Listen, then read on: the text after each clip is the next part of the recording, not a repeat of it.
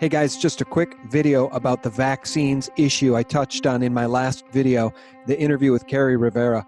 When I was working on that video, I did a Google search for vaccines and got these top returns. I love vaccines. Which ones can I get as an adult? From Gizmodo. Rand Paul is wrong. Vaccines are no threat to liberty from the Washington Post. And this one from a local news station. Another study finds no link between autism and measles, mumps, and rubella vaccine. Let's just click on the Washington Post article. Rand Paul is wrong. Vaccines are no threat to liberty. Of course, it's mandatory vaccines in which you have no choice but to take the injection. That is, of course, a risk to liberty. And the Washington Post won't let me read their tripe unless I pay them $1, which will happen only when hell freezes over. But anyway, you get the idea. It's pure insanity how Google has now rigged the game, colluding with the mainstream media to filter out truth. Google believes there should only be one right answer for every question. When you use Google, do you get more than one answer? Of course you do. Yeah, of course. Well, that's a bug. Yeah. We have more bugs per second in the world. Because we should be able to give you the right answer just once. This full-throttle coordinated push to demonize anyone who questions or provides evidence of vaccine dangers has never been greater. And now the move to make vaccinations mandatory is rolling out in many states, like in Connecticut, where with HB 7199, the bought and paid for vax pushers even seek to make meningococcal meningitis and Merck's HPV vaccine required. Merck's HPV vaccine, Gardasil, protects against only a precious few of the many strains of the human papillomavirus that could lead to cervical cancer, and it has harmed many, many girls. And it shows a group of young schoolgirls going into convulsions after reportedly taking the Gardasil vaccine. And this was, again, at a school in Mexico where they lined up the kids, gave them the shot. We've seen other videos like this, very disturbing, but this should be a warning to us all. This is what happens, or what can happen, when you take your children in to take the HPV shot. I'm Ginny Blesky, and this is my daughter Mia, who's 12. On the 21st of September last year, 2016, she had the first HPV vaccination at school. The following morning she woke up and she couldn't walk on her legs. She couldn't wait there, her legs were shaky, and she had burning in either side of her spine all the way up her back. And boys. That was our family sport. We love motocross. He's 13 in this picture here. So this happened when he was 13, so there he is on his 13th birthday. His 13th birthday was almost a year before we had the HPV vaccine. When the doctor came out and asked me questions, they said, well, has he been sick? Has he had any changes or anything? I said, no, he hasn't been sick. I said, he's had a sore neck for the last couple days.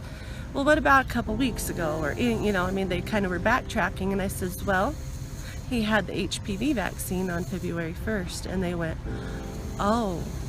And other vaccines already mandated are extremely dangerous and patently unnecessary to give to babies or children.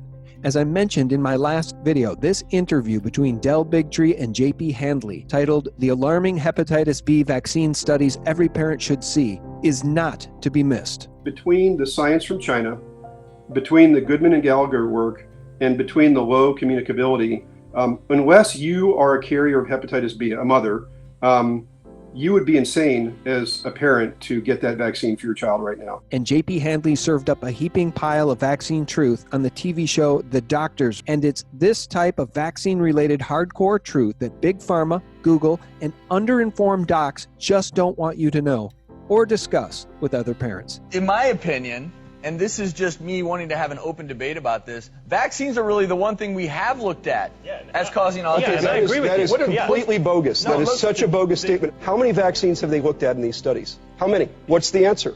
It's 2. How many ingredients have they studied of 35? What's the answer? It's 1. You've looked at 2 of 36 shots and 1 of 35 vaccines, and you're going to stand on the stage and say that vaccines and autism are unrelated? It is the most bogus tobacco science. It's a smokescreen. Anybody who takes the time to read it would agree.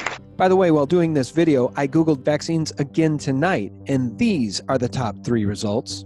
Again, I love vaccines. Which ones can I get as an adult from Gizmodo? Looking at vaccines for adults from NBC San Diego. And New York lawmakers want to allow teenagers to get vaccines even if parents say no from the New York Times.